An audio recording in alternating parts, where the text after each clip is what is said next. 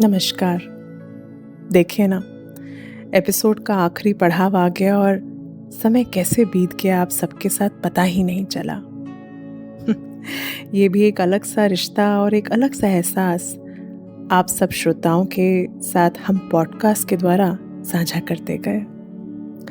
प्रेम की अनुभूति ही कुछ ऐसी होती है कि समय का पता ही नहीं चलता, परंतु जब प्रेम के द्वारा हृदय को आघात पहुंचता है तब सारे सुखद पलों की बलि चढ़ जाती है अपेक्षाओं के बोझ तले।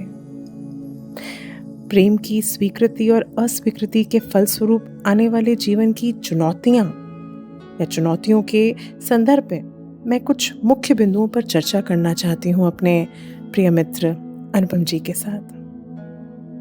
पहला बिंदु यह है कि वर्तमान की युवा पीढ़ी अपने 4 दिन के प्रेम के लिए या अंशकालिक प्रेम के लिए अपने माता पिता के वर्षों के प्रेम को त्याग देती हैं। उनके दिशा निर्देशों की अवहेलना करने लगती हैं। माता पिता का प्रेम आपके क्षणिक या वर्षों के प्रेम के से कहीं ज्यादा सर्वोपरि है, यह आप भूल जाते हैं। हाँ, कभी कभार 100% में से एक बार ऐसा हो सकता है कि माता पिता स्वार्थवश अपने निर्णय में गलत हों आपके प्रति, है ना, बिना सोचा समझे वो कोई फैसला कर लें। लेकिन विवाह जैसे बड़े निर्णय हमें अपने बड़ों और अपने माता पिता के संज्ञान में ही लेने चाहिए, है ना। दूसरी बात बहुत अहम है कि स्त्रियों का स्वभाव पुरुषों की अपेक्षा में कहीं ज्यादा भावुक और सरल होता है। इसलिए वर्तमान में ज्यादातर युवा स्त्री जीवन के युवा पुरुषों के बाहरी आकर्षण और शारीरिक लगाव की बलि चढ़ जाती हैं। प्रेम का असली अर्थ समझे बिना एक दूसरे के शारीरिक रूप से जुड़ने के लिए इतने आतुर और इतने अधीन हो जाते हैं कि अपने हाथों ही अपना बलिदान अपनी बर्बादी का कारण बन जाते हैं। पछतावा और आत्मगिलानी में अपनी सांसों की परवाह किए बगैर गलत कदम उठा लेते हैं। और सुसाइड जैसी प्रक्रिया हमारे देश में अब कितनी बढ़ती जा रही है। पर क्या ये प्रेम है सच में? बोलिए, मुझे तो नहीं लगता। प्रेम को या प्रेम का सही अर्थ अपने भीतर जागृत उस रोशनी से होता है जिसे आपका ज़मीर, आपका इंट्यूशन, आपका दिल गवाही दे। क्या सही है, क्या गलत है, पूछिए उससे, आवाज़ उसकी सुनिए अंदर। क्या आप जो कर रहे हैं, सोच रहे हैं, वो सही है?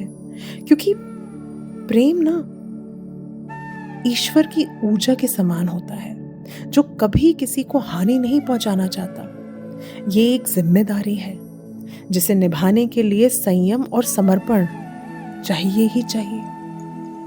अगर किसी ने आपके प्रेम को ठुकराया, आपके मान सम्मान को आपसे दूर जाने की अंतिम निर्णय ले लिया है, तो उसे जाने दें, उसे रोके मत, स्वतंत्र हो जाए और उसे भी स्वतंत्र कर दें और खुद के भीतर बसे उस प्रेम को खुद में समेट लें जहां आवश्यकता ज्यादा है।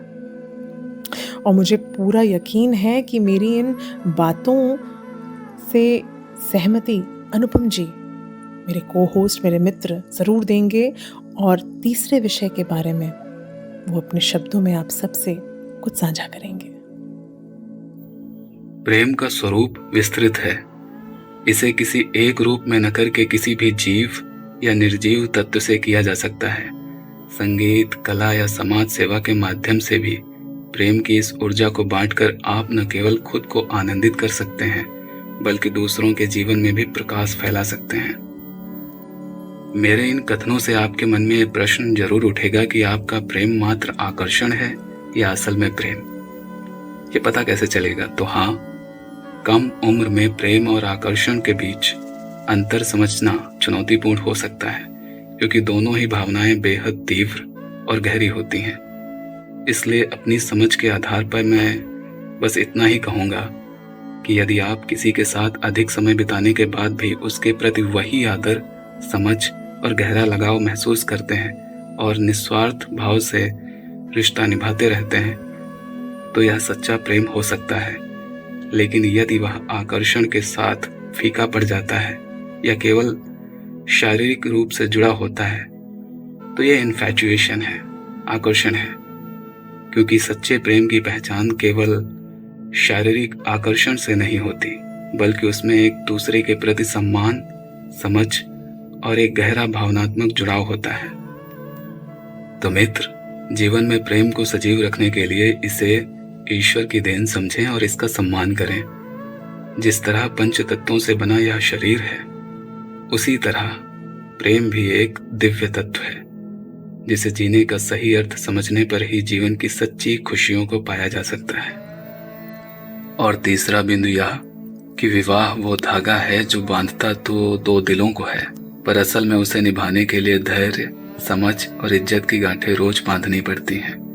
ये कोई कागज का समझौता नहीं, बल्कि दो इंसानों की यात्रा है जहां हर मोड़ पर साथ चलना ही असली कंपेनियनशिप है। विवाह कोई वो मोहर नहीं जो आपको यह बताए कि आज से आप पति पत्नी हैं तो आप अपने खास दोस्तों से मिलने के लिए बहाने बनाएंगे, या कल से आप दोनों में से किसी को भी कोई अन्य तीसरा इंसान खूबसूरत लगना बंद हो जाएगा, या दुनिया के प्रति आपकी दृष्टि सीमित हो जाएगी। यह वो बंधन नहीं जो आपकी स्वतंत्रता छीन ले, बल्कि यह एक ऐसा संबंध है जो आपको खुलकर जीने की आज़ादी देता है। साथ ही यह समझ भी कि आकर्षण प्राकृतिक है और यह किसी एक रिश्ते को परिभाषित नहीं करता। बस इतना याद रखना कि जो पसंद आया है वो आकर्षण क्षणिक है और आपका जीवन साथी जीवन भर के लिए आपके हर सुख दुख में आपके साथ है। प्यार में ऑनरशिप नहीं, बल्कि साथ में अपनी अपनी दुनिया को संवारने की आज़ादी होती है।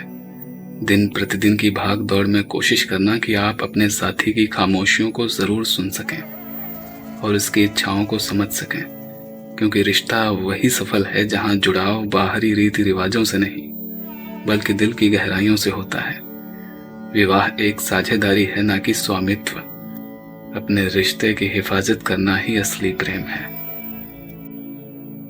अंततः अब मैं बात करने वाला हूं प्रेम से जुड़े कुछ अन्य खास पहलुओं पर, प्रेम की स्वीकृति, अस्वीकृति और इसकी वास्तविकता पर।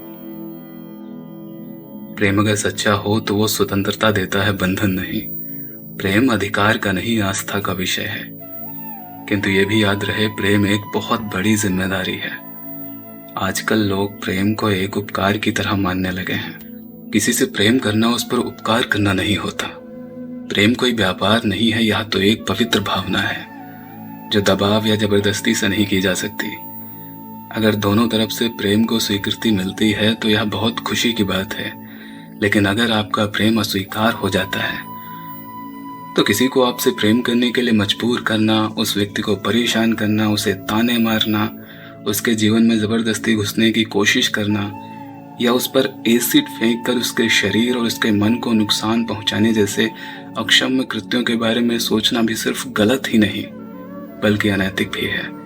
यह सब प्रेम नहीं है, यह तो बस आपका स्वार्थ, ईर्ष्या और अहंकार है। अगर आपका प्रेम सच्चा है तो आपको यह समझना चाहिए कि किसी को प्रेम करना आपकी इच्छा हो सकती है, लेकिन उस व्यक्ति का आपको स्वीकार करना या न करना उसकी स्वतंत्रता है। हर किसी की अपनी इच्छाएं और प्राथमिकताएं होती हैं। जिस प्रकार आपने स्वतंत्र होकर उस इंसान को प्रेम किया है, ठीक वैसे ही वह इंसान भी पूर्ण स्वतंत्र है, आपसे प्रेम करने के लिए या फिर किसी अन्य से प्रेम करने के लिए। खैर, जीवन की इस यात्रा में हमारी तमाम अभिलाषाएं होती हैं जो कभी कर्म और ईश्वरीय भाग्य दोनों पर आश्रित होती हैं। उन्हीं में से एक अभिलाषा प्रेम की भी है। जीवन में हमें जो मिलता है वह अक्सर हमारे प्रयासों का परिणाम होता है, लेकिन कभी कभी आपके उचित प्रयासों के बाद भी आपकी वो अभिलाषा पूर्ण नहीं होती। तब हमें यह समझने की खास जरूरत होती है कि भाग्य से प्रतियोगिता करना व्यर्थ है। ईश्वर आपसे कभी कुछ नहीं छीनते जब तक उनके पास उसे बदलने के लिए कुछ बेहतर ना हो। बस खुद में धैर्य रखो। आपने सोचा तो बहुत कुछ होगा, चाहा भी बहुत कुछ होगा, लेकिन आपको मिलेगा तो वही जो आपके लिए उचित है। इसलिए उतार चढ़ाव से भरी जीवन की इस चयन यात्रा में जब कभी आप एकदम अकेले पड़ जाएं और जब लगे कि चारों ओर आपका कोई हितैषी नहीं है, तब बस आपका अपनी सच्चाई को स्वीकारना और विश्वासों पर डटे रहना ही आपकी असली ताकत होगी। आखिर में मैं आप सभी को यह बताना चाहता हूं कि आप सब श्रोताओं से जुड़कर बहुत आनंद आया। आशा करता हूं कि आपको भी हमारे इस पॉडकास्ट के माध्यम से अपने जीवन के तजुर्बों से एकाकार करने का मौका मिला होगा। आप सभी के साथ यूं ही जुड़ते रहेंगे और इस बार एक नए शो के साथ नए तरीके से और मेरे YouTube चैनल ख्याल अच्छा है पर। जी, मैं आपका होस्ट अनुपम सूर्यवंशी मेरी प्रिय मित्र इशिका अमरनानी जी के साथ। तब तक के लिए आप सभी अपना ख्याल रखें और खुश रहें। धन्यवाद।